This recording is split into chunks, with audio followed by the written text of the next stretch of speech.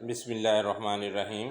آج ہم 30ویں پارے کا پہلے حصہ کا مطالعہ کر رہے ہیں، جس میں سورہ نبا سے شروع ہوتا ہے، جس میں اللہ تعالیٰ نے قیامت کی گھڑیوں کا ذکر کیا ہے کہ قیامت کی آمد ایک بہت بڑی خبر ہوگی، اور اس کی آمد سے قبل بہت سے لوگ کو اس کے ہونے کے بارے میں شبہات تھے۔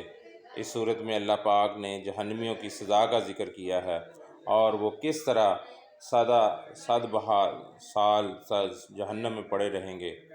تقویٰ کرنے والے اس دن بڑی کامیابی ہوگی، ان کو باغ اور انگور اور اٹھتی جوانی والی ہم سینے اور چھلکتے جام دیے جائیں گے۔ اس دن وہ کوئی بیہودہ بات اور بہتان نہ سنیں گے۔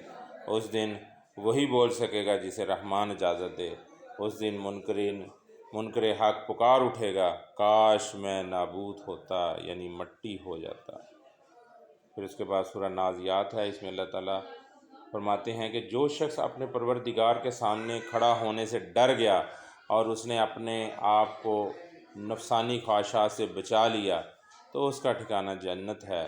قیامت کا دن آ کر رہے گا، چنانچہ اس کی تیاری کرنی چاہیے۔ نیز حضرت موسیٰ علیہ السلام اور فرعون والے واقعے کا ذکر کر کے مخاطبین محمد صلی اللہ علیہ وآلہ وسلم کو خبردار کیا گیا ہے کہ وہ دعوت کو جھٹلائیں گے تو انہیں آخرت کے عذاب کے ساتھ ساتھ دنیا میں بھی سزا دی جائے گی۔ پھر اس کے بعد سورہ عبس، جس میں اللہ پاک نے نبی کریم صلی اللہ علیہ وآلہ وسلم کو دعوت کے اصول بتائیں، تربیت فرمائی کہ اگر کوئی نابینا شخص بھی آ جائے تو اس کو زیادہ اہمیت دینی ہے اور ہر ایک کو یکساں جو ہے وہ اہمیت دیتے ہوئے تبلیغ کا کام کرنا ہے۔ کسی ایک کی طرف جھکاؤ زیادہ نہیں کرنا، خواہ وہ قریش مکہ کے سردار ہی کیوں نہ ہوں۔ ہر انسان جو ہے وہ اپنی فطرت میں اللہ تعالیٰ کے ساتھ جو زیادہ لگاؤ رکھنے والا ہے وہی زیادہ کامیاب ہے۔ اور جس دن قیامت کا دن آئے گا، بھائی اپنے بھائی سے، بیٹا اپنے والدین سے، بیوی اپنے شوہر سے بھاگے گی اور والدین اپنے بیٹے سے بھاگیں گے۔ ہر کسی کی خواہش ہوگی کہ وہ آگ سے کسی طور بھی بچ جائے، چاہے اس کے بدلے کسی بھی دوسرے کو پکڑ لیا جائے۔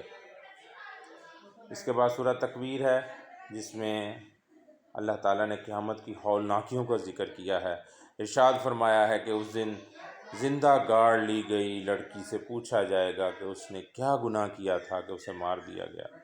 اس دن ہر شخص جان لے گا کہ وہ کیا لے کر آیا ہے اور پیچھے کیا چھوڑ کر آیا ہے۔ نیز ارشاد ہے کہ قرآن مجید کسی شیطان کا الہام نہیں ہے بلکہ دو جہانوں کے رب کا کلام ہے اور ان لوگوں کے لیے نصیحت ہے جو صراط مستقیم پر چلنا چاہتے ہیں۔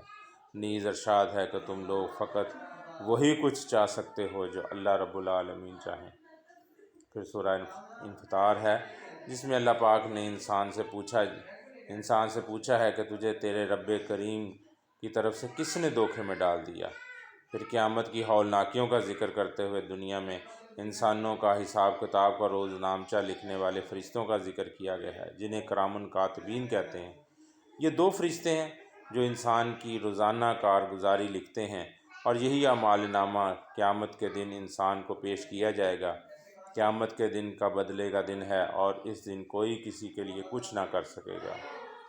پھر سورہ مطففین ہے، جس میں ناپ تول میں ڈنڈی مارنے والوں کی مذمت کی گئی ہے اور قیامت کے واقع ہونے اور اجتماعی اخلاقیات کی طرف توجہ دلائی گئی ہے۔ ارشاد ہے کہ تباہی ہے ڈنڈی مارنے والوں کے لیے جو اپنے لیے ترازو کی پوری تول لیتے ہیں لیکن دوسروں کے لیے تول میں ڈنڈی مارتے ہیں۔ پروردگار کے حضور پیشی ہونے میں انہیں بربادی کا سامنا ہوگا۔ فرما برداروں اور نافرمانوں کا نامہ اعمال ایک سا نہیں ہوگا۔ ارشاد ہوا کہ ہماری آیتیں گزرے ہوئے زمانے کے لوگوں کے افسانے نہیں۔ فرما برداروں کا نامہ اعمال علیین ہے اور ان کے چہروں پر عیش کی تازگی ہوگی اور ان کو نفیس ترین شراب پلائی جائے گی جس پر مشک کی مہر ہوگی اور اس میں تسنیم کی میشش ہوگی۔ اس دن وہ لوگ جو مجرم ہوئے اور ایمان والوں پر ہنستے تھے، آج ان پر ایمان والے ہنسیں گے اور ان کا انجام دیکھیں گے اور ان کی کرتوتوں کا بدلہ۔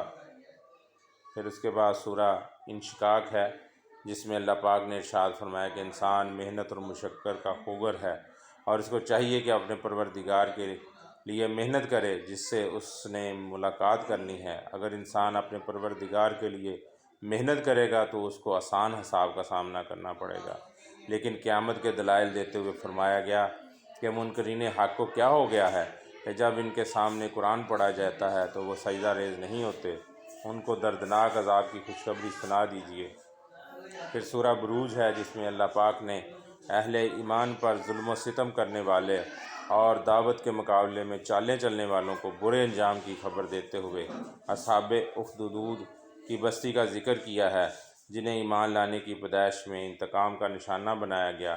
اہل ایمان نے فرعون و سمود وغیرہ کے لشکروں کو اس سزا کی خندہ پیشانی سے برداشت کیا، لیکن دعوت توحید سے دستبردار ہونا گوارا نہیں کیا۔ نیز ارشاد ہوا کہ قرآن مجید بلند پایا ہے اور لوح محفوظ میں ہے۔ اس کے بعد سورہ طارق ہے، اس میں اللہ پاک نے بتایا ہے کہ رات کو نمودار ہونے والے تارے گواہی دیتے ہیں کہ ہر جان پر ایک نگہبان مقرر ہے، اور فرمایا کہ کس طرح انسان کو پانی کے معمولی قطرے سے تخلیق کیا گیا۔ جو خدا انسان کو پانی کے معمولی قطرے سے پیدا کر سکتا ہے وہ انسان کو موت کے بعد بآسانی زندہ بھی کر سکتا ہے، اس لیے انسان کو اپنی حقیقت کو فراموش نہیں کرنا چاہیے۔ قرآن ایک دو ٹوک بات ہے اور کوئی ہنسی مذاق نہیں، اور اے نبی آپ صلی اللہ علیہ وآلہ وسلم کے مقابلے میں یہ لوگ ایک چال چل رہے ہیں، اور اللہ تعالیٰ بہترین تدبیر فرمانے والا ہے، اس لیے ان منکرین حق کو ذرا دیر کے لیے چھوڑ دیجیے۔ اس کے بعد سورہ اعلیٰ ہے جس میں اللہ پاک نے فرمایا ہے کہ لوگوں کی نگاہ دنیا کی زندگی پر ہوتی ہے، لیکن حقیقی اور باقی رہنے والی زندگی تو آخرت کی زندگی ہے۔ کامیاب وہ ہیں جس نے پاکیزگی اختیار کی، رب کا ذکر کیا، نماز پڑھی۔ یہی بات پچھلے یعنی حضرت ابراہیم اور موسیٰ علیہ السلام کے صحیفوں میں بھی اتری ہے۔ پھر سورہ فجر ہے جس میں اللہ پاک نے سابق نافرمان اقوام عاد، سمود، فرعون کا ذکر کرتے ہوئے ان کے انجام سے ڈرایا ہے، اور انسانی معاشرے کی اخلاق کی حالت کا جائزہ لیتے ہوئے فرمایا ہے کہ یہ لوگ یتیم کی عزت نہیں کرتے اور مسکین کو کھانا کھلانے کے لیے ایک دوسرے کو نہیں ابھارتے اور میراث کا مال ہڑپ کر جاتے ہیں۔ قیامت قائم ہونے کے بعد یہ لوگ کہیں گے کاش ہم نے اس دنیا کے لیے کچھ کیا ہوتا۔ جب قیامت کا دن آئے گا تو اللہ مومن کو مخاطب ہو کر کہیں گے، اے نفس مطمئنہ اپنے پروردگار کی طرف راضی ہو کر پلٹ جا اور میرے بندوں اور میری جنت میں داخل ہو جا۔ پھر سورہ بلد ہے جس میں اللہ پاک فرماتے ہیں کہ نہیں میں اس شہر یعنی مکہ کی گواہی دیتا ہوں، اے نبی آپ اس میں رہتے ہیں، اور میں گواہی دیتا ہوں کہ تم سب کے باپ ابراہیم اور اس کی اولاد کو کہ جب انسان پیدا ہوا تو سخت مشکل میں تھا۔ پھر اللہ پاک نے انسان پر اپنے انعامات کا ذکر کیا ہے کہ اللہ پاک نے ان کو 2 آنکھیں، زبان، 2 ہونٹ عطا فرمایا اور اس کی رہنمائی کی 2 راستوں ہدایت اور گمراہی کی طرف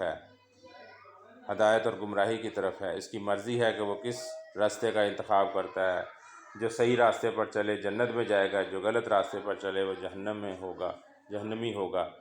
استغفر اللہ، اللہم اجرنی من النار۔ اللہ تعالیٰ سے دعا ہے کہ اللہ تعالیٰ ہمیں قرآن پاک کو سمجھنے اور اس پر عمل کرنے کی توفیق عطا فرمائے۔ وما علینا الا البلاغ۔